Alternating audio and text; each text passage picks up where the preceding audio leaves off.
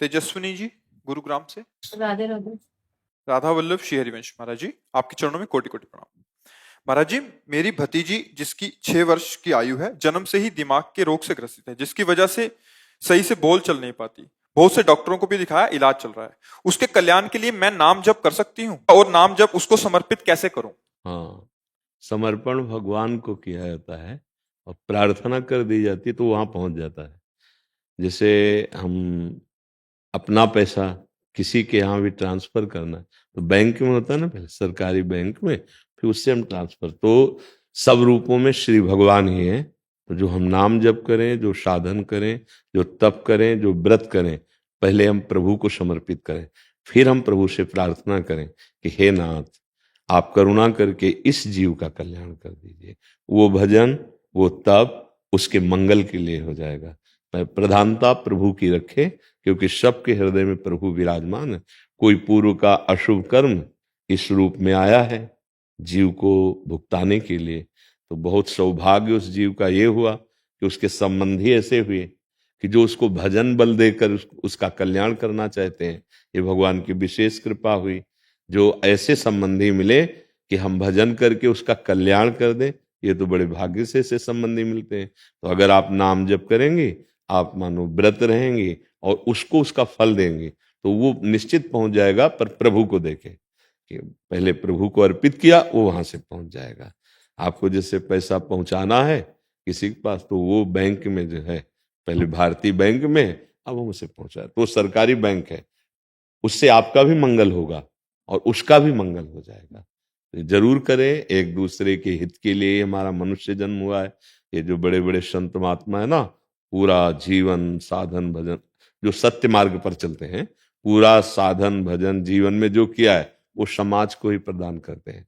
सर्वे भवन्तु सुखिना, सर्वे सन्तु निरामया, इसीलिए उनको महात्मा कहते हैं। आत्मा तो सबकी है, लेकिन उनको महात्मा इसलिए कहा गया कि उन्होंने जीवन भर तप और साधना भजन जो किया वो सबके मंगल के लिए लगा दिया, और सबके मंगल के लिए लगा दिया तो उनका परम मंगल अपने आप हो गया। ये देखो भागवतिक मार्ग, जैसे आपने एक माला जपा और किसी को दिया, तो माला का भजन का फल उसे मिलेगा, लेकिन देने का फल तुम्हें मिलेगा। इसमें घाटा नहीं है। भजन किया और किसी को दे दिया, ये तो अपना भजन का फल उसको दिया, लेकिन ये जो क्रिया हुई भजन करके दूसरे का हित, इसका जो फल है वो भगवान की प्राप्ति है। इसमें घाटा नहीं कि हम भजन करके दूसरे को, हमारा कल्याण कैसे होगा, क्योंकि भजन करके दूसरे को दिया ना, तो उस क्रिया का भी फल है, उसका फल होगा भगवत प्रसन्नता। इस बात से भगवान रीझ जाएंगे कि ये दूसरों को सुख पहुंचाने वाला है, तन से, मन से, वचन से, तो हमारे को भगवदानंद की प्राप्ति होगी और उसका भी कल्याण हो जाएगा। स्वार्थ बुद्धि नष्ट हो जाना, यही भजन है। ये जब तक स्वार्थ बुद्धि रहती है तब तक वास्तविक भजन नहीं होता। ये तो आप अपने संबंधी के लिए कर रहे हैं, लेकिन अगर यही विशाल हृदय हो जाए तो जगत के किसी भी प्राणी को दुखी देखकर हमारा मन यही कहेगा इसका कल्याण हो जाए, इसका मंगल हो जाए, इसका दुख मिट जाए। पर दुख द्रवै सो संत पुनीता, वही संत हृदय है जो दूसरों के दुख को मिटाने के लिए, देखो चाहे जैसी परिस्थिति संतों की हो, शरीर की कैसी भी, लेकिन वो संसार के हित के लिए ही अपना जीवन रख। परमहंस श्री रामकृष्ण जी को यहाँ गले में कैंसर, डॉक्टरों ने मना किया कि आप प्रवचन नहीं कर सकते, आप बोल, तो उनका नहीं नहीं, ऐसा हो ही नहीं सकता। जब तक बोलने की सामर्थ्य है तब तक बोलेंगे, ये चाहे जितना फैल जाए, चाहे जितना। महापुरुषों के जीवन को जब देखे तो लगता है कि कितना भगवान की करुणा है कि हमें संतों का सानिध्य। भाई जी हनुमान प्रसाद पोद्दार जी, उदर में कैंसर।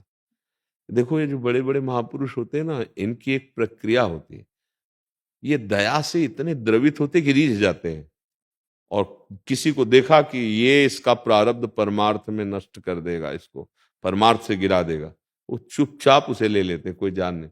ऐसे महान महान पुरुषों के ऐसे अशुभ प्रारब्ध नहीं रह जाते, वो अपने लोगों के प्रारब्ध लेकर के और चैन से भोगते हुए उसको भगवत प्राप्ति हो, वो तो भगवान में स्थित है ही है, कोई दुख उन्हें छू ही नहीं सकता है।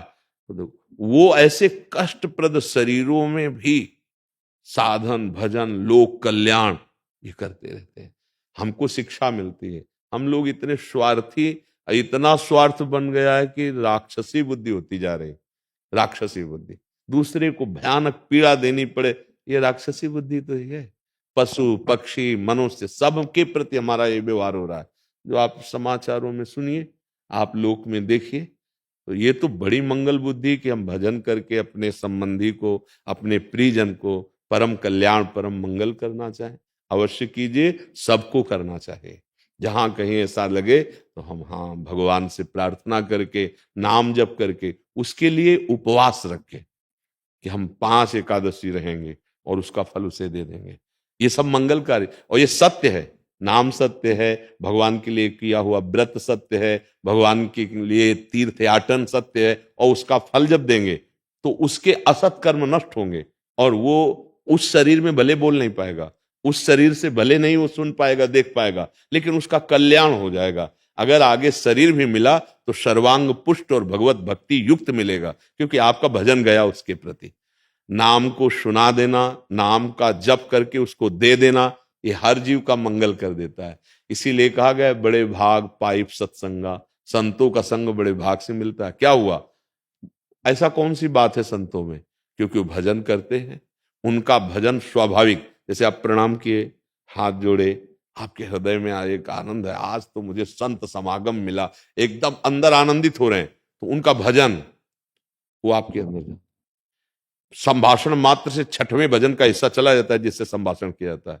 जो प्रणाम कर रहा है, नमस्कार कर रहा है, साष्टांग लौट गए, पंचांग प्रणाम कर, फिर ही नहीं है, उनका भजन आपके पास जा रहा है, वो आपको देख रहे हैं, आपको उपदेश कर रहे हैं, उनका, उनकी पवित्रता, उनका तप, उनका भजन, नहीं तो आप कैसे उठते।